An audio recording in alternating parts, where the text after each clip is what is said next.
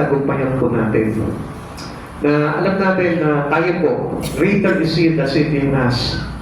Kailangan natin ng tinatawag na overcoming life. Kailangan ng Diyos talaga yung nagiging sentro ng buhay po natin. It's not the other thing in our life. Tingnan mo, kapatid sa Panginoon, paano ka magtatagumpay into the ones of the devil, the principalities of the darkness? Paano po tayo magtatagumpay po doon sa mga bagay na yun kung tayo po mismo ay laging nangangamba? Amen? Amen.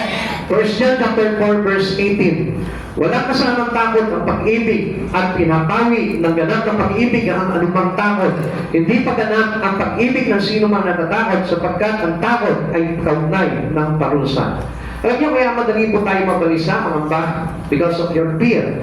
At alam niyo kung bakit po meron tayong fear? Kasi hindi pa sapat yung pag-ibig mo kay Kristo. Dahil si Kristo, sapat yung pag-ibig na ipiniuhos niya para sa atin. Amen. Kaya si Jesus, mapapansin po ninyo, no? Dahil sa great love of Christ Jesus into every one of us, hindi niya tayo iniwan. How about you? The beses mong iniiwan ng Panginoon sa buhay mo. Then tell me, do you really love God? Kung talagang tapat ang pag-ibig mo sa Panginoon, hindi mo iiwanan ng Panginoon. Never! Never in the history of your life na talagang bibitawan mo ang Panginoon sa buhay mo. Never. Kailangan magiging consistent ka. Kailangan lumalago ka. Kung talagang ang iyong pag-ibig talaga sa Panginoon ay ganap na, kailangan mayroong pagpapalaki at pagpapalago sa buhay mo si Yesu Kristo. Amen. Kaya nga, sa isang pamilya kapag ka nagmahal ka sa pamilya mo, makikita mo ang ginagawa mo. Gusto mo pasaganahin ang buhay niyo. Gusto mo pagkayamanin mo ang pamilya mo. Gusto mo yung mga anak mo, lumaki mo sila ng maayos ang kalagayan. Amen? May paglago. An ever-growing life. Hindi ka papayag na yung iyong pamilya naghihirap. Hindi ka papayag na yung iyong pamilya ay napapariwara. Because of your love. But if a family, heaven is the center of your love, I tell you, maluwasak po talaga ang pamilya. Kaya nga po, alam niyo mga kapatid sa Panginoon, pag hindi naging husto at naging ganap, yung pag-ibig mo kay Kristo, maluwasak po talaga yung relasyon mo kay Kristo. Amen. Kaya nga, nakita niyo si Jesus? Because His greater love for us, hindi niya po tayo iniwan. Nagpunta po siya dito, sinakripisyo niya yung kanyang sarili para lamang tayong maligtas. That was a great love of our God. And the same thing, kailangan yung din po yung nakikita po sa atin that we have a greater love for Christ Jesus. And nothing to the other world. And nothing to the other things in our life. Hindi po dun sa ibang bagay tayo nagbubuhos ng ating pagmamahal. Kundi ang dapat na buhusan natin talaga ng ganap na pagmamahal sa buhay natin ay walang iba kundi ang Panginoon Yesu Kristo. Bakit? Kasi kaya ka tayo natatakot dahil inlag ka sa trabaho mo, inlag ka sa pag-aaral mo, inlag ka sa pagdakito, inlag ka sa mga gawain na sekular. Kaya ang nangyayari sa iyo, nagkakaroon ka ng takot. But never na kapag ka-inlag ka kay Jesus, ay magkakaroon ka ba ng takot dito sa mga bagay na ito? Bakit? Because Jesus is greater than any other things in you. Siya yung higit na magiging malaki sa iyo. Ay sabi po sa atin ng aklat ng John chapter 3, He must be increased and I must be decreased. Na kailangan po tayo bilang mga nagmamahal kay Kristo, si Jesus yung lumalaki sa buhay natin. Hindi yung kayamanan ng mundo. Hindi na mahalaga sa atin kung anumang bagay na meron tayo dito. Kundi ang mahalaga na sa iyo ngayon ay meron kang tunay at tapat na pag-ibig sa Panginoon Yesu Kristo. There is no fear in love. Wala na po takot kapag tayo po ay nakapag-ilalim at nakapaloob na sa pag-ibig ng Panginoon Yesu Kristo. Even whatever trials coming into your life, hindi ka matatakot dahil alam mo, iniibig ako ng Panginoon at hindi ako kailanman pababayaan ng Diyos.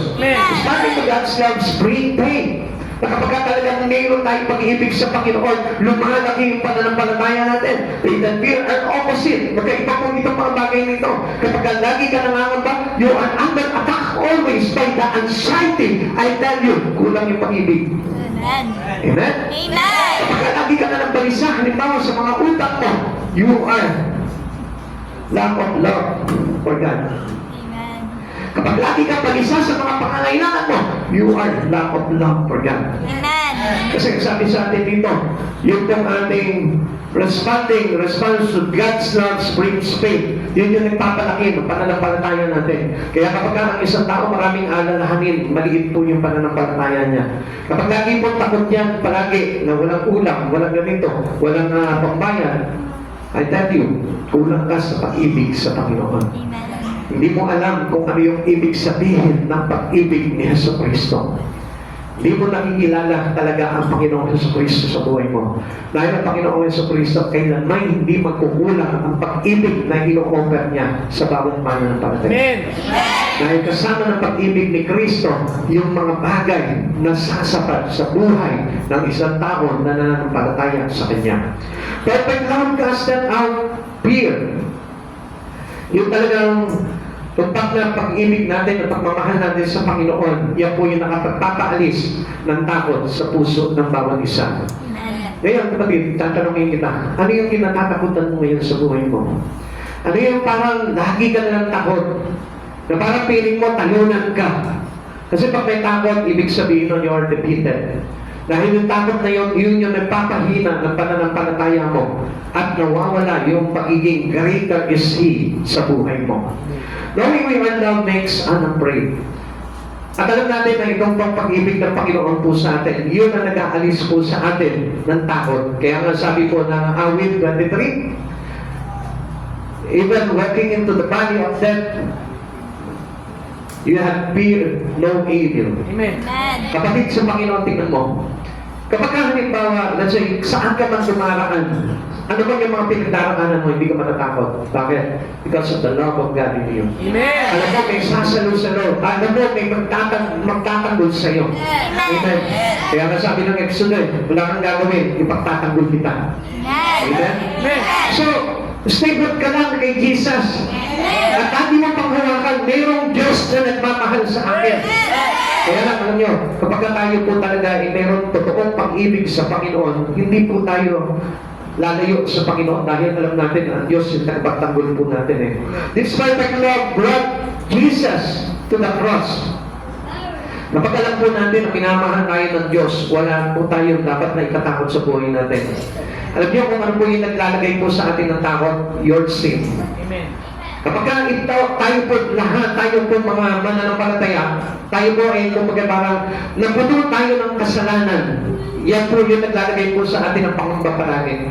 Kaya hindi niyo po napapansin, di ba? Kapag halimbawa nakagawa ka ng pagkakasala, parang kumakabog yung dibdib mo, kinukutbig ka.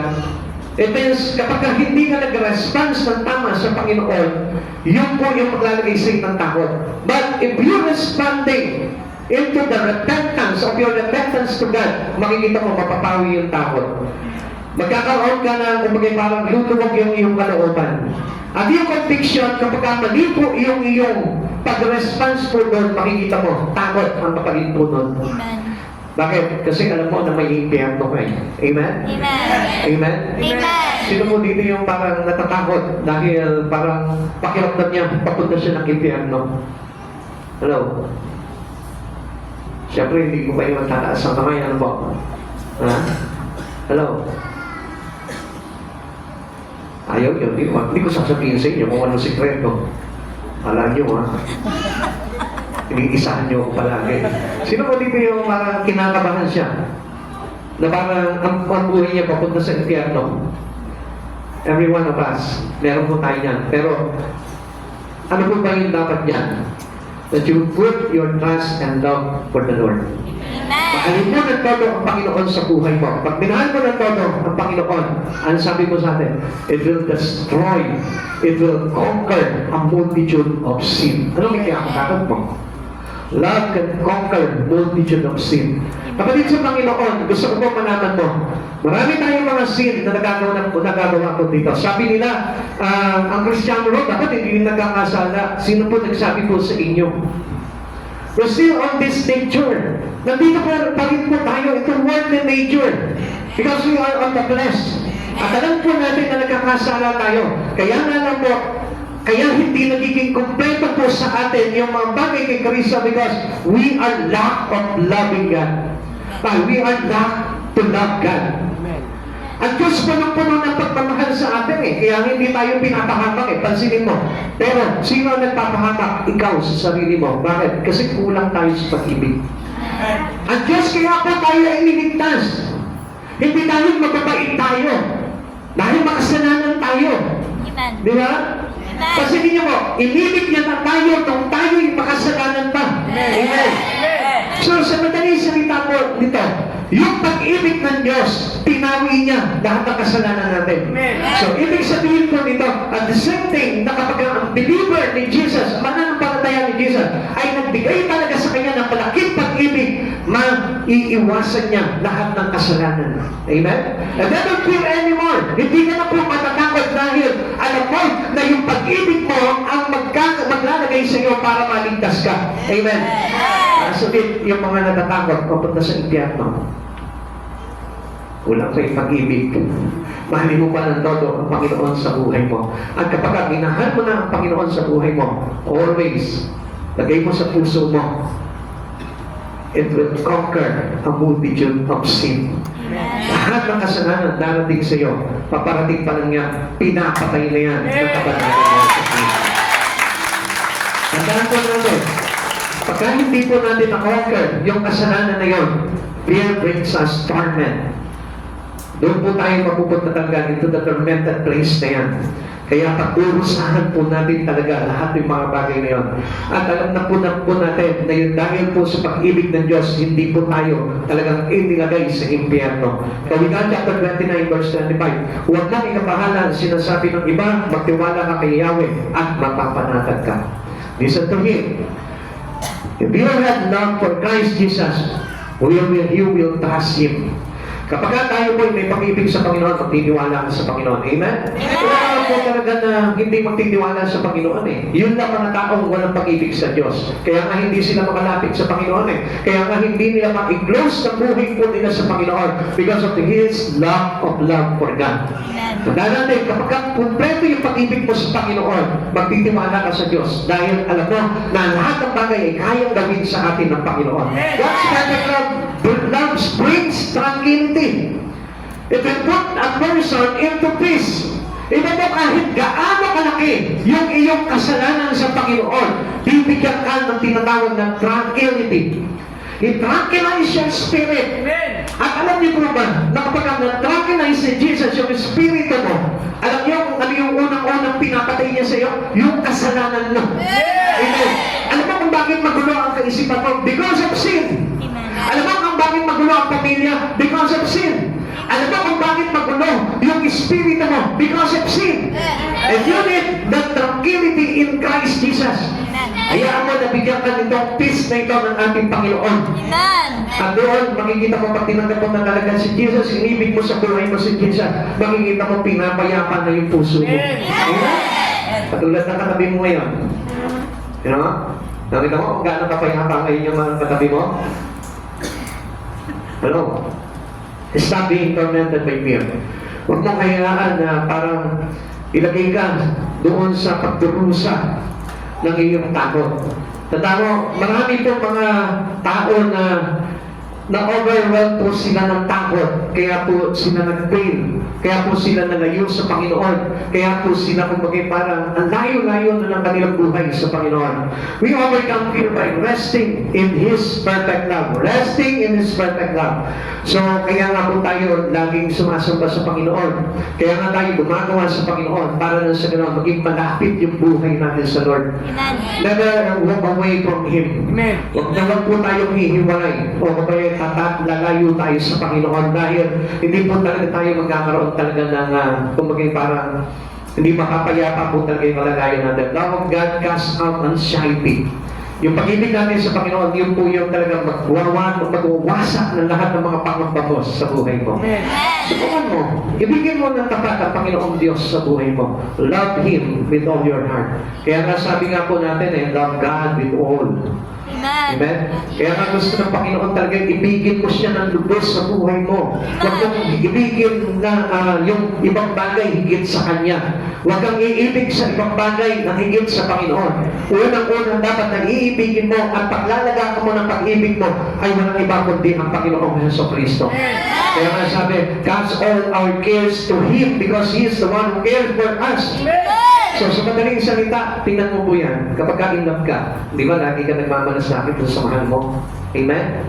Amen. Amen? Amen. Pero kung ba dito nagmahal na hindi nagmalasakit, wala ka, magkakasakit ka, pagka hindi ka marunong magmalasakit. Dahil si Jesus, tingnan niyo po ito, dahil sa pagmamahal niya sa atin, lahat ng ating sakit at karamdaman ay pinagaling dahil sa mga sugat at tatay ng ating Panginoon. At kapag yung mga pagdaramdam mo, pagdarusa mo, inilagak natin sa Panginoon, ang Diyos ang bahala po doon. Kaya lang kasi hindi ang Diyos ang nagiging kasagutan po natin eh. Kasi wala tayong pagtitiwala. Sabi ko nga po sa inyo, pag lumaki ang pag-ibig mo sa Diyos, lalaki ang pagtitiwala mo sa Diyos. Kaya kung mapapansin po natin, kaya po walang pagtitiwala sa Diyos kasi maliit lang ang pag-ibig niya sa ating Panginoon sa Kristo. Amen. Isaiah 26 verse 3, binibigyan mo ng lubos na kapayapaan ang mga may matatag na paninindigan at sa iyo'y nagtitiwala. Amen? Praise God. Dahil sabi niya ganon, pag matatag ang paninindigan natin at nagtitiwala tayo sa Panginoon, meron tayong lubos na kapayapaan. Sino po dito yung magulo ang isip? Hello? Siyempre, hindi na naman kayo tataas. Amen? Makita na sa atin, sabi niya, ano mo, kahit na magulo na yung isipan mo dahil sa problema, ayaw mo rin aminin sa Lord. Sabi nga eh, basta pinagtapat mo sa Panginoon yan, ang Diyos ang bahala po dyan. Amen. Amen? Sino po dito yung walang kapayapaan? Yung natutulog na lamang siya, eh, parang napapagkapag pa siya ng mga alalahanin niya. Oh, praise the Lord. Lahat kayo, ano po, dalangin ko sa Panginoon na manindigan po talaga tayo at magtiwala sa Kanya. Kasi sabi po dito, binibigyan mo ng lubos na kapayapaan ang mga may matatag na paninindigan at sa iyo'y nagtitiwala. Stay! Stand firm to God! Kailangan na tayo ba'y hindi matitinag sa Panginoon. Kahit bagyuhin ka man ang bagyuhin ng mga pagsubok sa buhay, still stay in Him. He stand over the fire of God. Exalted in all nations, sabi po sa atin ng Lord. Kasi po palagi lumakita sa buhay po natin. Do not exalt yourself. Do not exalt your work. Do not exalt your life. Exalt God in your life. Kaya hindi po nakakapanatili ang tao sa ating Panginoon at wala kapayapaan dahil iba yung kanyang itinataas sa buhay niya. Iba yung kanyang pinupuri. Iba yung kanyang pinakamamahal ay hindi ang Diyos sa kanyang buhay. Kaya nga sabi po sa atin, kailangan be still and know that He is our God. Amen?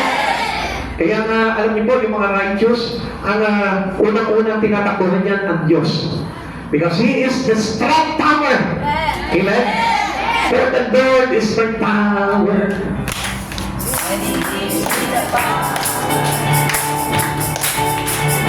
Power of darkness. Sige, ulit. Yung una, hindi tayo mag-ugma-ugma eh.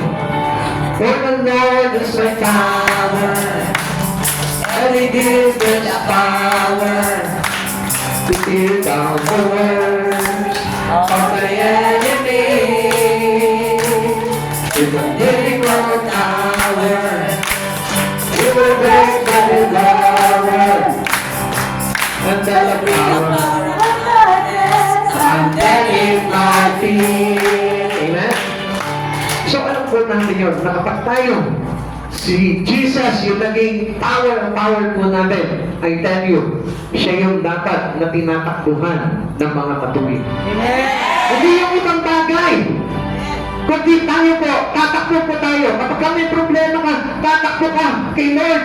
Kapag may anxiety ka, mas lalo makitidikit ang buhay mo sa Lord. Kaya lang, iba na po ang sitwasyon ng mga Kristiyano ngayon. Pag nagkaroon ng problema, kailangan mag-focus sa trabaho. Kailangan mag-focus sa pagkita. Kailangan mag-focus sa mga bagay-bagay sa buhay po nila. That was really wrong! Amen. Dahil ang kapangyarihan ng buhay ay nakay Heso Kristo. It's not the money who can give you peace. It's not the word that you can give peace. It is not a word that you can give peace. Only Christ Jesus can give us a perfect peace in life. I never anxiety anymore. I never fear anymore. Wala na tayo magiging takot. Na kahit nagdabaan po tayo sa mga problema sa buhay natin, hindi ka na matatakot. At mayroon ka pa rin kapayapaan na harapin at pagtagumpayan ang mga bagay na ito. And last number 3, overcoming the world's allurement. Huwag ka maakit sa sanlibutan. Huwag ka maakit sa mga bagay na nandito sa sanlibutan na ito. Akitin mo at hayaan mo maakit ang mata mo ng mga bagay kay Heso Kristo. Kasi kaya ka na maakit. Huwag ka maakit sa dami ng pera. Huwag ka maakit sa ganda ng kaimanan sa mundong ito. Huwag ka maakit sa mga bagay sa mundong ito. Maakit ang mga mata mo kay Jesus. Fix your eyes on the Lord! Tandaan mo, kapag ka nakatuon ang paningin mo kay Heso Kristo, I tell you, hindi ka maaakit ng sanlibutan na ito. Ang lahat ng mga bagay dito, it is all waste. It is all garbage. Kaya sabi ni Pablo, inagi kong kalugihan ang lahat ng bagay. He is not allured by everything in the world. Hindi siya naakit, hindi siya naakit, hindi siya nadaig, hindi siya nadaig sa kanyang pananampalataya kay Heso Kristo. Tingnan niyo po yung sinabi po dito, 1 John chapter 5, verse 1 to 4. Ang bawat sumasampalataya na si Jesus ang siyang Kristo ay anak ng Diyos. Sino no? Na ang Panginoon ang sinasampalatayaan natin, tayo po yung magiging kabilang na anak ng Diyos. At ang sino mang umiibig sa Ama ay umiibig din sa anak. Ito ang palatandaang iniibig natin ang mga anak ng Diyos. Kung iniibig natin ang Diyos at tinutupad ang kanyang mga utos. Kung iniibig natin ang Diyos at tinutupad natin ang kanyang mga utos. Sapagkat ang tunay na pag-ibig sa Diyos ay ang pagtupad sa kanyang mga utos. Hindi naman napakahirap sundin ang kanyang mga utos sapagkat nagkapatagumpayan ng mga anak ng Diyos ang sanlibutan at nagkatagumpayan tayo sa pamamagitan ng pananampalataya. Kasi sabi ko nga po sa inyo, pag mayroon tayong pag-ibig kay Jesus, mayroon kang pananampalataya. At kapag may pananampalataya ka, mapagtatagumpayan mo ang lahat ng takot. Amen. Kaya mga kapatid sa Panginoon, gusto ko po na malaman po ninyo, hindi tayo maaangkin ng sanlibutan na ito if you really trust and believe in God. Sapagkat ang Diyos ang nagbibigay ng lahat ng bagay sa buhay natin at hindi ang mundong ito. Alam niyo, ang isa nadaya lang naman talaga ang mga tao dahil sa sistema ng mundong ito. Kaya sabi ng Lord, do not conform to the pattern of this world. Huwag tayong umayon.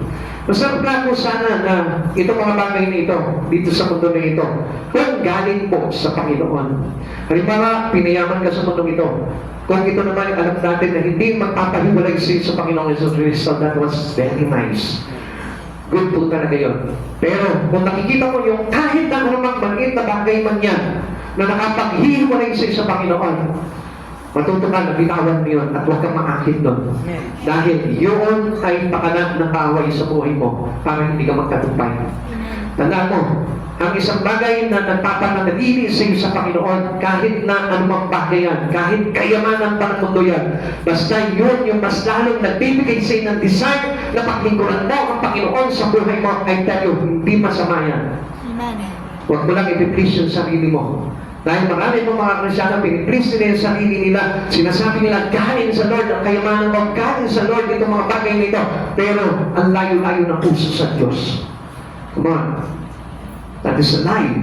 A big lie to Satan. At gusto ko malaman mo, ang isang tao talaga na totoong na kay Jesus, hindi kailanman lalayo o hihiwalay kay Jesus yan. Amen. Mark it into your heart. Kaya kung pinapaukit sa puso niyo po itong bagay na ito, dahil ang totoo kay Kristo, kailanman hindi lumalayo kay Kristo. Amen. Kung bakit madali pong mawala ang isang Kristiyano, ang isang mananampalataya sa Panginoon, because of their allurement. Yung kanilang pagkaakit sa sanlibutan na ito, pagkaakit sa mga bagay-bagay sa mundo na ito, yun yung nagpapalayo sa kanila. And that was a big plea of Satan. Yun po yung bitag, yun yung pain sa atin. Kaya hindi niyo po napapansin. Di ba kapag halimbawa, let's say, nag-fishing ka, ano po? Hahanapin mo kung ano yung masarap sa isda. Nasusugaban agad nila. Pag nakita mo yung pain mo, yung nilagay sa pain, hindi gusto ng isda, hindi attracted sa kanila, hindi sila nakakakit, papalitan mo yun. Amen? Let's say, meron kang halimbawa, piece of bread. Inilagay mo doon sa pain mo yun. Hindi kinakagat ng isda. Anong iisipin mo? They don't like it. Hindi nila gusto ito. Kaya papalitan mo ngayon to. Paglalagay ka ng worm, and then they are very attracted to the eye of the fish. Kaya pagka hinulog mo yun, kakagatin agad ng isda mo yun. Mahuhuli mo ang isda. Ganon din po sa Satan. Kung ano yung very attractive to your eyes, doon ka papainan. E paano kung si Jesus yung attracted sa iyo? Paano ka pa mapapainan ni Satan? Amen? Kaya ang sabi ng Lord, focus your eyes unto the Lord. Amen. Author and finisher of our faith.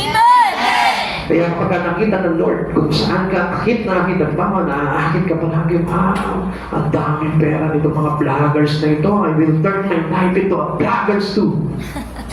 Amen? Wow, ang daming pera nito mga contractor. Yun na lang ang papakuha ko sa anak ko. Ano bang course yun? Para maging contractor yung anak ko. Amen? Amen? O kaya naman, pag-aartistahin ko na lang yung anak ko, isasali ko sa sex bomb. Nawa naman ni Lord yun eh. Kahit magsayaw siya magkakikli-ikling short. Amen? Hello? What comes next? You are on the way. Kinagat mo yung pain ni Satanas. Kaya nga marami mga hindi mananampalataya, hindi maintindihan yung mga bagay na yan. Sa kanila, it is normal na magpakita ng flesh, magsayaw ng mga malalaswa at kahalaya. Very normal na sa kanila yun. Because they don't read the will of God. Hindi nila alam kung ano yung kalooban ng Diyos eh. Kaya nga, if we are already a true Christian in God, hindi na tayo maaakit ng mga bagay niya. Siguro sabi nitong miyembro ng sex bomb na ito, sabi niya gano'n, ayoko naman maging kaakit-akit sa mata ng mga kalalakihan. Amen? Amen? Amen. So sabi po ng Biblia, huwag tayo maging cause ng kasalanan ng iba.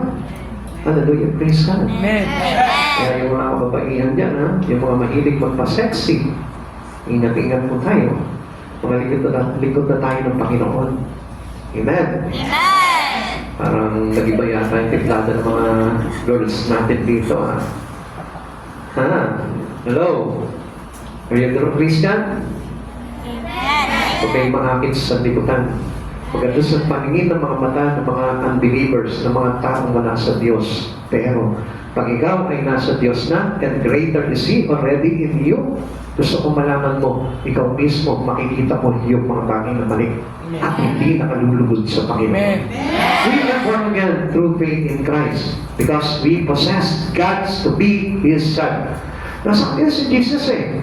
Halimbawa, sinasabi po natin, ano ba? Listen, ito, gusto ko lang correction mo. I-correct po ito.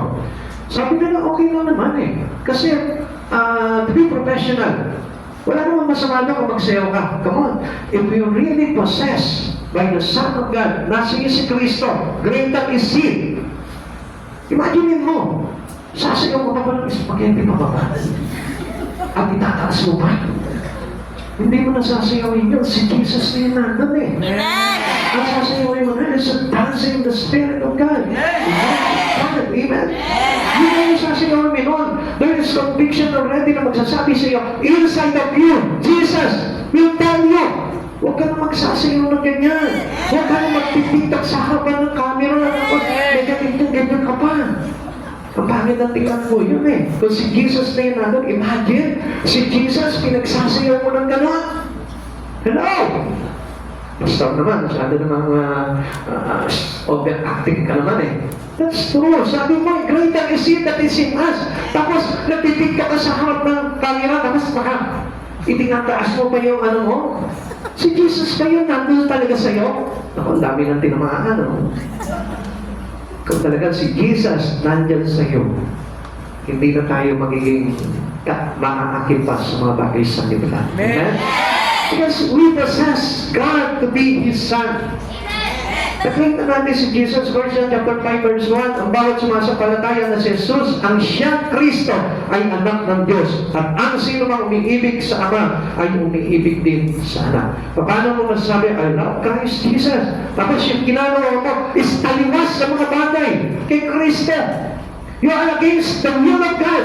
Ang sasabihin sa'yo, lumayo ka sa akin para mapagawa ng masama. I never knew you. Hindi kita nakikilala. Lord, hindi ko ba nagpahayag ako? Hindi ko ba nagpalayo sa mga demonyo? Nanalangin ako ng mga may karamdaman.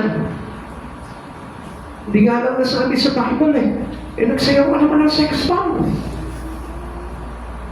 Pastor ka na, nagsasayaw ka pa ng sex bomb. Worker ka na ng church, nagsasayaw ka pa ng sex bomb. Born again ka na, nagsasayaw ka pa ng sex bomb. Kung sumatog ka dyan, ano? Alam niyo mga kapatid sa Panginoon, minsan nawawala po kasi tayo sa kanya. Ipinilis po kasi natin yung mga bagay sa mundo rather than the holiness of God. Nasabi, walang makakakita sa Diyos na wala ang kabanalan. Amen? Nasabi sa atin ng Lord, dapat tayo naghihintay. Dapat tayo nagpapakalinis. Mapalad ang hindi naghuhubad ng puting kasuutan. Amen. Hello? Amen. Ano ba ibig sabihin nun? Magsayaw ng mga mahahalay na sayaw. Mga kabataan, kung talaga mga totoo mga Kristiyano, pero baka mga nanay, grabe pa kumataw sa harap ng social media. Come on! Bigyan mo Kristyan. Kailangan maging totoo na tayong Kristyan. Hindi na tayo makikisangkot sa mga bagay ng mga sanlibutan. Come on, basahin niyo ang Biblia para sa gano'n maintindihan niyo. Anong ibig sabihin sa iyo ng do not conform to the pattern of the world. Transform by renewing your mind. So kung magiging isa pa rin tayo sa kaisipan ng mga tao, mga hindi mananampalataya, ano tayo? Those who have in Christ Jesus is a new creation. The old has gone and the new has come. Amen. Amen. Amen. Kaya hindi na po dapat ganun yung nakikita po sa atin. Faith is the victory that overcomes the world. Kung mayroon tayong tapat na pananampalataya sa Panginoon, we will win this battle. Pagkatagumpay po tayo. Kaya nga, hindi po tayo pwede maging sarcastic. Hindi po tayo pwede maging plastic na mga Kristiyano. We are true because that truth will set us free. Yun ang nagpalaya sa atin, yung katotohanan. Not to be disguised, hindi po sa pagpapanggap, hindi po sa pagkukunwari, kundi sa katotohanan po tayo na. Amen. Amen. Amen. 1 John chapter 5 verse 4, sapagkat napapagtagumpayan na ng mga anak ng Diyos ang sanlibutan at nagtatagumpay tayo sa pamamagitan ng pananampalataya. If you have faith in Christ Jesus, lahat yan ma-overcome yan. Even yung pagsasayaw ng mga mahahalay na sayaw, yung pag-awit ng mga malalaswang awitin, hindi mo na aawitin yan dahil mapagtatagumpayan mo na yan because of your real faith in God. Kung mayroon kang totoong pananampalataya sa Panginoon. Amen? Amen. Conclusion. No Christians are loser because we have the Spirit of God resting upon us. Pag He is resting upon us, ang ibig sabihin niyan, itutulak ka na niyan sa mga bagay na banal. Itutulak ka na niyan sa mga bagay na mga Diyos. Itutulak ka na niyan sa mga bagay na pamumuhay na nakalaan kay Jesucristo. No Christian have feared the perfect love of Christ bring us to overcome all. Kapatid, ang kailangan natin maging totoong Kristiyano. Bago dumating ang Panginoon, kailangan totoo na tayo. This is not a profession. This is a life that is given for us, a new life in Christ. Buhay na bago. Kaya dumating si Kristo sa buhay po natin. Sabi nga po dito, walang Kristiyanong sumusuko sa laban. Sapagkat kung ang Diyos ay panig sa atin, sino ang laban sa atin? Pagtatagumpayan na po natin yung mga bagay niya. Alam natin masama, mapagtatagumpayan natin yan. Alam natin kasalanan, mapagtatagumpayan natin yung mga bagay na yun. Walang bagay na hindi tayo mapagtatagumpayan sapagkat kung nasa sa atin talaga yung makapangyarihang Espiritu ni Yeso Cristo, mapagtatagumpayan niya. Yung kalungkutan, katamlayan, yung kaguluhan, kabalisaan, mapagtatagumpayan niya yung bagay na yun. Kung talagang kinlaim mo na ang Espiritu ng Yeso Cristo ang naghahari sa iyo at hindi ang Espiritu ng mundo, lagi mo pagkawakan, the greater is He that is in me rather than the spirit of this world.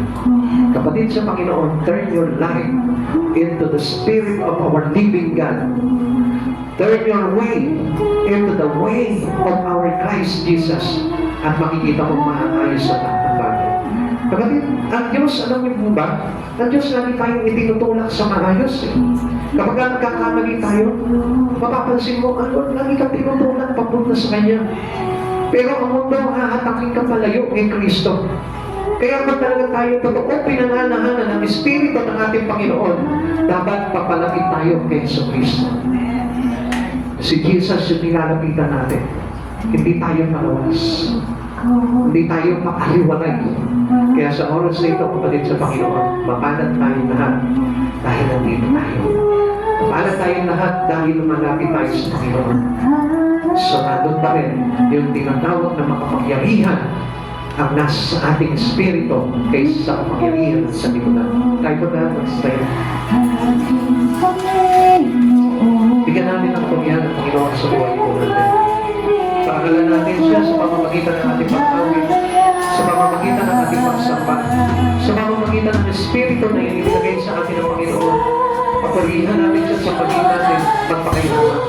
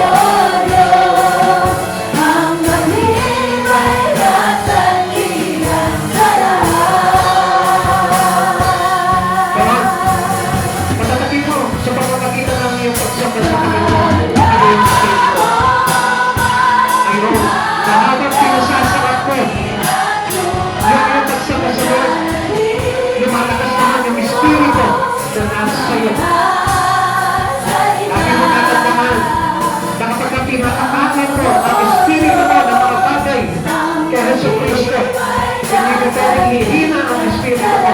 Hindi ka pwedeng tatayo ang buhay mo na sa Kristo.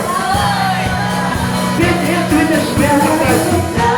Fill it with the things of the Lord. Kung pinuhin mo ang buhay mo sa mga bagay ng mga langit, sa mga bagay na magpapibigay ka ng buwan sa ating Panginoon. Come on, let's worship the Lord. Hallelujah. Ang malimay na sanlibutan.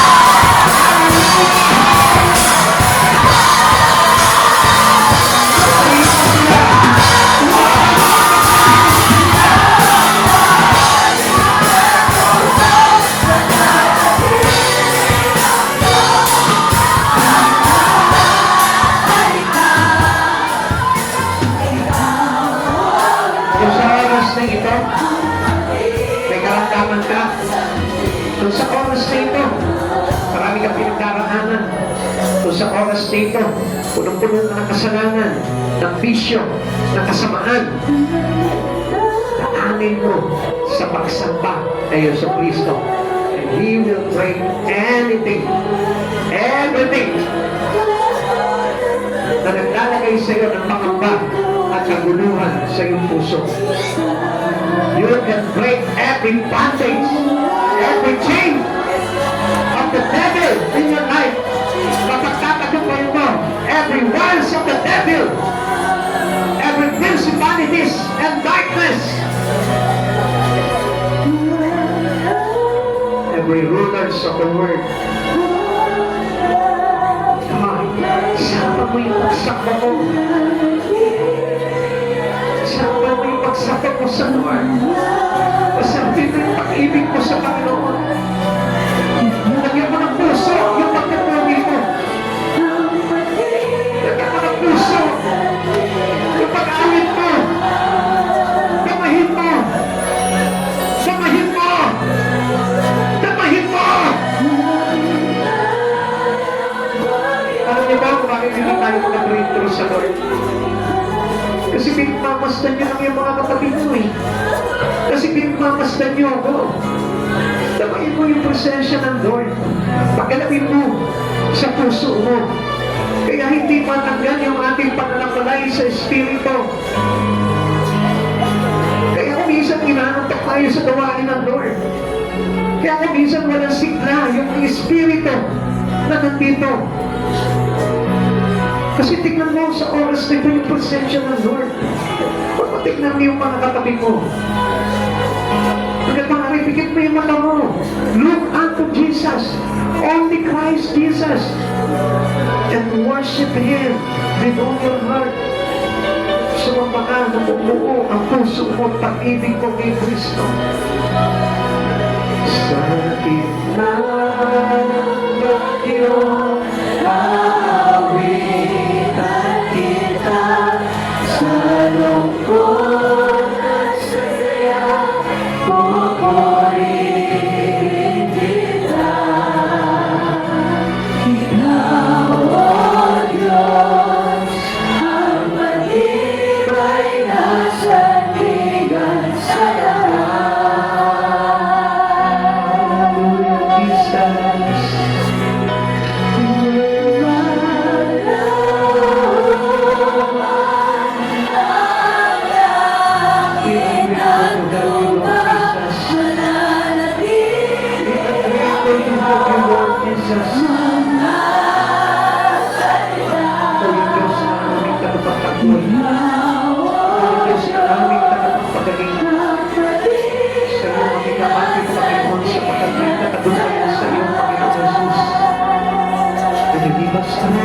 To overcome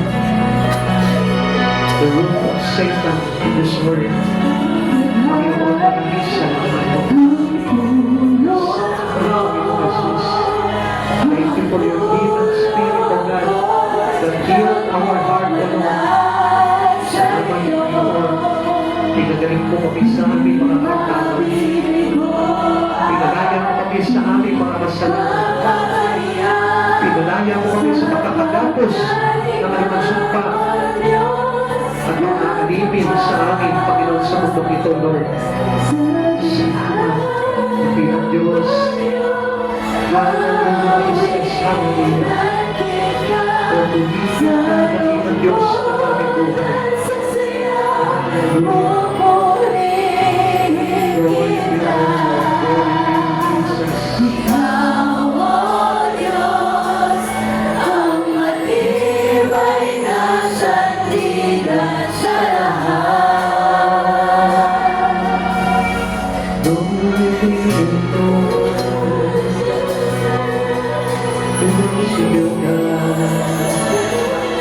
We thank you, Lord Jesus, for everything, Lord. We thank you for moving your spirit upon us, God. Thank you for raining your great spirit into every man and woman, Lord. Maraming salamat po, Panginoon, sa buhay na ito, sa oras na ito. ipinagkaloob niyo po sa bawat isa amin, O God. Alam namin, Panginoon, naglulot ito ng malaking pag-asa, malaking katagumpayan sa buhay ng lahat ng narito ngayon. Sapagkat patid ko, Panginoon, by the power of your Spirit, O Lord, papalayain mo ang bawat isa sa amin sa anumang kanikanan ng kaaway. Papalayain mo ang bawat isa sa amin sa anumang sumpa ng kaaway. Puputulin mo lahat ng kadena, lahat ng pagkakagapos ni Satanas sa buhay ng bawat isa sa amin, O Lord.